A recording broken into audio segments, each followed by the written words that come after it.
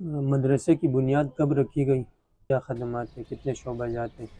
اور کتنے طلبہ یہاں زیر تعلیم ہیں؟ ان میں رہائشی کتنے ہیں اور غیر رہائشی کتنے ہیں؟ بسم اللہ الرحمن الرحیم۔ الحمدللہ مدرسے کی ترتیب تو 1996 سے شروع ہوئی۔ 1996 میں ہم نے الحمدللہ اور ساتھی بھی تھے ساتھ قاعدہ و ناظرہ سے کام شروع کیا۔ پھر 98 سے حفظ کا شعبہ بھی، 4 سے پھر درس نظامی کا سلسلہ بھی پھر چلا الحمدللہ۔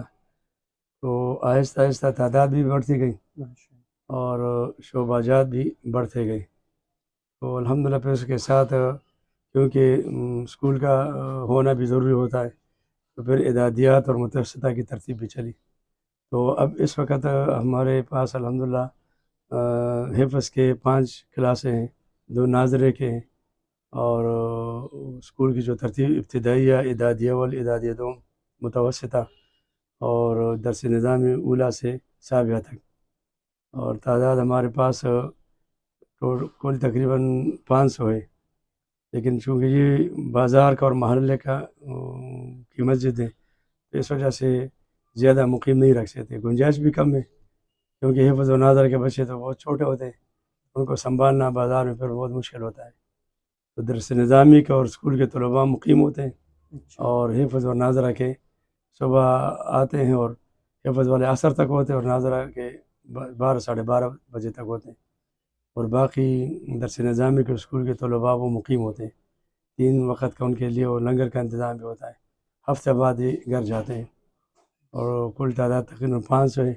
500 میں تقریباً کچھ کم 300 یہ مقیم ہے اور کچھ 200 سے کچھ اوپر یہ آنے جانے کے اساتذہ بھی اللہ نے ایسے دیے الحمدللہ، وہ بھی مدرسے کے کام کو اور پڑھنے پڑھانے کو، انتظامات کو یہ اپنا کام سمجھتے ہیں۔ معاشی حالت اب ٹھیک نہیں ہے، مستحکم نہیں ہے، تو مدرسے پر بھی اس کے اثرات پڑتے ہیں، کچھ مشکلات آپ کو ہوتی ہیں؟ تو میں آپ کو ایک بات بتاؤں گا، آپ ہنسیں گے بھی اور خوش بھی ہوں گے۔ عجیب بات یہ ہے کہ ہمارے مدرسے کا نہ تو کوئی مستقل چندے کی ترتیب ہے، نہ کوئی سفیر ہے، نہ کوئی جو آمدن کا جو ذریعہ ہوتا ہے، بعض دکانیں ہوتے ہیں، بعض کوئی اور ذرائع ہوتے ہیں، کوئی ظاہر ذریعہ کوئی بھی نہیں ہے۔ اللہ کے توکل پر، ہاں طلباء سے فیس بھی نہیں ہے، فیسوں کی ترتیب بھی نہیں ہے، بس اللہ کے توکل پر مدرسہ چل رہا ہے۔ وہ عجیب بات کا آپ کو میں اظہار کرتا ہوں کہ یہ جو مہنگائی کا وہ معاملہ نہیں چلا تھا تو اس وقت ہمارے قرضے کی جو ریش ہوتا نا وہ بہت بڑا ہوتا تھا، ہمارے قرضے 50-60 لاکھ تک پہنچ جاتے ہیں، اور پھر یہ شعبان اور رجب شعبان رمضان میں اکثر آپ کو بھی پتہ ہے، ابھی مولوی صاحب ہیں، اس میں وہ زکوٰۃ اور ترتیبات چلتے ہیں تو قرضے الحمد کافی نیچے آ جاتے ہیں۔ لیکن ان اوقات میں بھی ہمارے قرضے زیادہ سے اگر نیچے آتے تو 30 لاکھ 25 لاکھ سے وہ زیادہ سے 25 لاکھ تک آ جاتے، اس سے نیچے نہیں آتے۔ لیکن جب سے مہنگائی 2-3 سال سے بڑھ گئی ہے تو الحمدللہ وہ قرضوں کی ترتیب تو ہے ہی، کیونکہ اس کے بغیر تو مدرسہ چل نہیں سکتا۔